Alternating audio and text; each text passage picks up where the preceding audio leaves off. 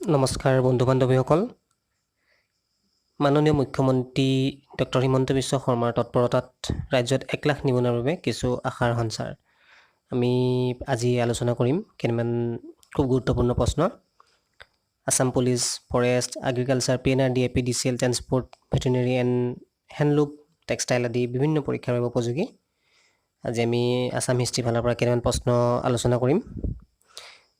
কেনেকুৱা পায় জনাব নিশ্চয় তেনেহলে আহক আমি ভিডিওটো আৰম্ভ কৰোঁ আজি আমাৰ প্ৰথমটো প্ৰশ্ন হৈছে অবজেক্টিভ টাইপ কোৱেশ্চন হ'ব আজি আমাৰ প্ৰথম কোৱেশ্চনটো হৈছে অসমত প্ৰথম মোগল আক্ৰমণকাৰী কোন আছিল এতে অপচন এ ঔৰংগজেব বি মিৰ্জুমলা সি ইবন বখতিয়াৰ আৰু অপচন ডি আলাউদ্দিন খিলজি এতে শুদ্ধ উত্তৰটো কোনটো হ'ব শুদ্ধ উত্তৰটো হ'ব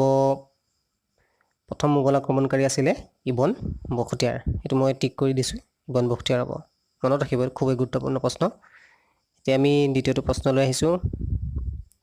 দ্বিতীয়টো প্ৰশ্ন হৈছে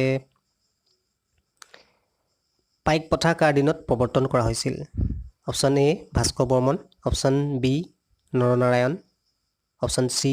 জয়ধ্বজ সিংহ অপচন ডি প্ৰতাপ সিংহ ইয়াৰে শুদ্ধ উত্তৰটো হৈছে প্ৰতাপ সিংহ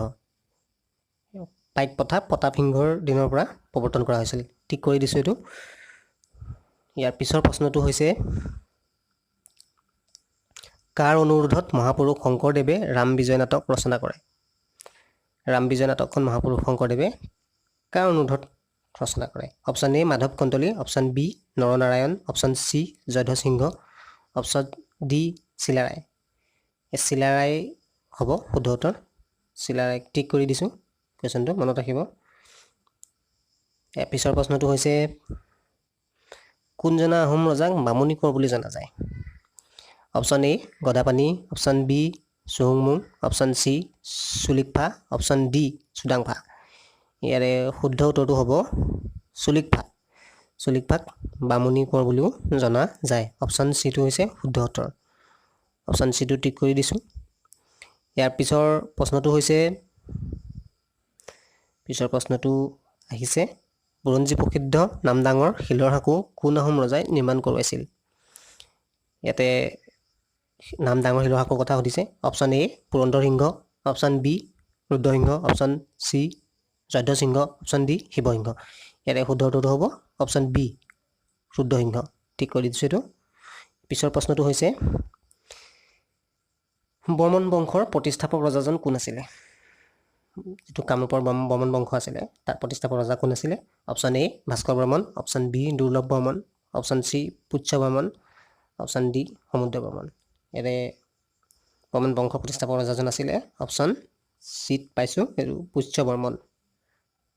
মনত ৰাখিবলগীয়া কথাটো মনত ৰাখিব এতিয়া ইয়াৰ পিছৰ প্ৰশ্নলৈ আজি মূলত অসম বুৰঞ্জীৰ পৰাই প্ৰশ্নখিনি লোৱা হৈছে পাছলৈ আমি বেলেগ বেলেগ বিষয়ত প্ৰশ্নবিলাক ল'ম ইয়াৰ পিছৰ প্ৰশ্নটো হৈছে বদন বৰফুকনক কোনে হত্যা কৰিছিল অপচন এ ৰামসিংহ অপচন বি বাঘ Hazarika option C Rup Singh subedar option D Lachit Borphukan ইয়াৰে শুদ্ধ উত্তৰটো হ'ব অপচন চিত আছে ৰূপসিং সুবেদাৰ খুব গুৰুত্বপূৰ্ণ এইটো মনত ৰাখিব ঠিক কৰি দিছো এইটো প্ৰশ্ন পৰৱৰ্তী প্ৰশ্নটোলৈ আহিছো আহোম ৰাজ্যৰ শেষ ৰাজধানী কোন ঠাইত আছিল আহোমৰ 4খন ৰাজধানী আছিল আমি জানো ইয়াতে এতিয়া প্ৰথমখন আছিলে চৰাইদেউত এতিয়া শেষৰখন সুধিছে ইয়াতে অপচন আছে A Jorhat B Sadiya option C Garhgaon option D Dimapur ইয়াতে অপচন এটো হ'ব যোৰহাট হ'ব এটো টিক কৰি দিছো এতিয়া ইয়াৰ পৰৱৰ্তী প্ৰশ্নলৈ ইয়াৰ পৰৱৰ্তী প্ৰশ্নটো আছে মহাৰাজ নৰনাৰায়ণৰ আন নাম কি আছিল option A Shukladhwaj option B Durlabh option C Malladev option D Bhattadev ইয়াৰে অপচন সিটো হ'ব মল্লদেৱ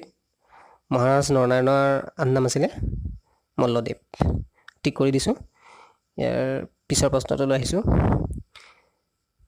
পিছৰ প্ৰশ্নটো হৈছে প্ৰাচীন কামৰূপৰ ৰাজধানী ক'ত আছিল অপচন এ তেজপুৰ অপচন বি উত্তৰ গুৱাহাটী অপচন সি হাজো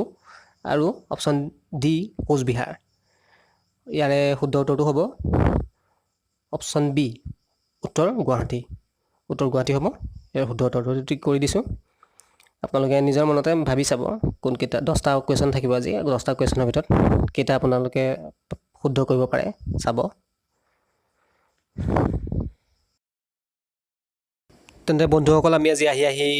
ভিডিঅ'টোৰ শেষৰ অংশত উপনীত হ'লোহি। এতিয়া যদি আপোনালোকে কুৱেশ্যনখিনি কিবা লাভৱান হৈছে বুলি ভাবিছে তেনেহ'লে আমাৰ চেনেলটো ছাবস্ক্ৰাইব কৰি দিব। এতিয়া কৰোণাৰ সময়,